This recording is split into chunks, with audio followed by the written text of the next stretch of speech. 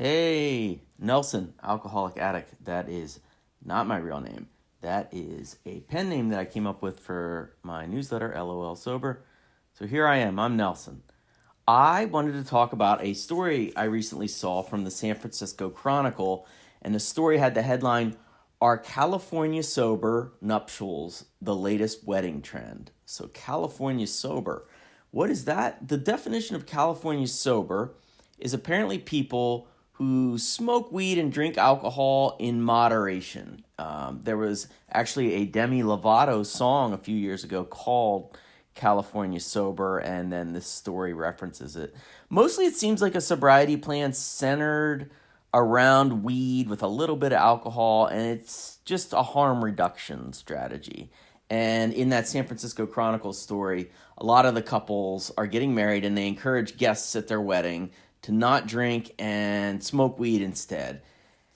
I laughed out loud as I read it because not because I care what other people do. Like, have your wedding any way you want. You do you.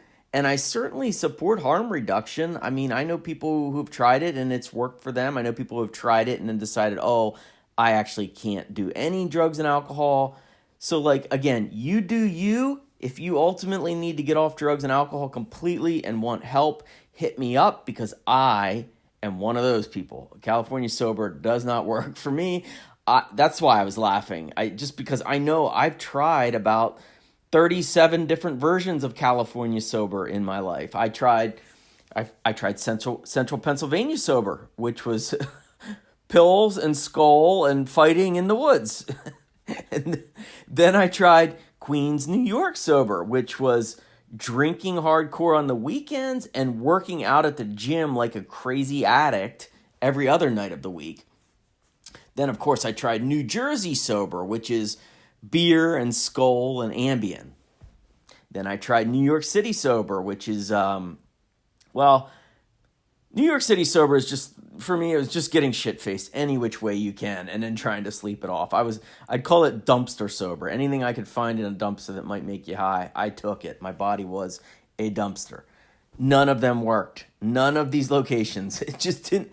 It turns out I can't drink or do drugs in any way, in any place. So I guess I should have been trying more for the, let's call it the entire planet Earth sober. Which is where I don't do any kind of mood-altering substances whatsoever. I certainly tried the strict definition of California Sober. I tried weed for a while, but pretty soon I found myself smoking weed, but then also taking pills and drinking alcohol, and I wasn't sober. It didn't matter. The geography of where I was on this planet, it just did not matter. I will admit, in the past few years, which I've been sober for, as legalization of weed has swept the nation, I've occasionally wondered if I could smoke marijuana sometimes. Like, I wonder if I have improved so much spiritually that I could handle it. And I know people. I know people that use weed sometimes for chronic pain, and it helps them. I know people who just use it on the weekends to unwind, and they seem to enjoy that. And I know people who use it every day to help with anxiety or other health issues. They use it medicinally, and it helps them. The problem is that's them, man. I can't do that. So the thought usually climbs into my brain and pulls up a chair and puts its feet up on the table. But after a few minutes of hanging out with that thought, I just start to remember how it always turned out for me. And I ask that thought to please grab your coat, get the fuck out of here. So I really like the saying, play the tape all the way through, which means when those kinds of things pop into your brain, it's always helpful to reach back into the archive and think of similar instances and then watch the whole movie. Not just the beginning where everybody's warm and fuzzy. You got to watch to the end.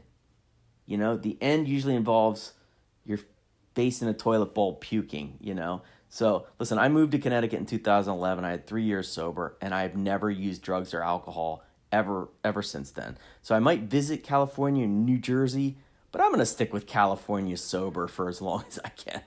Thanks for letting me share.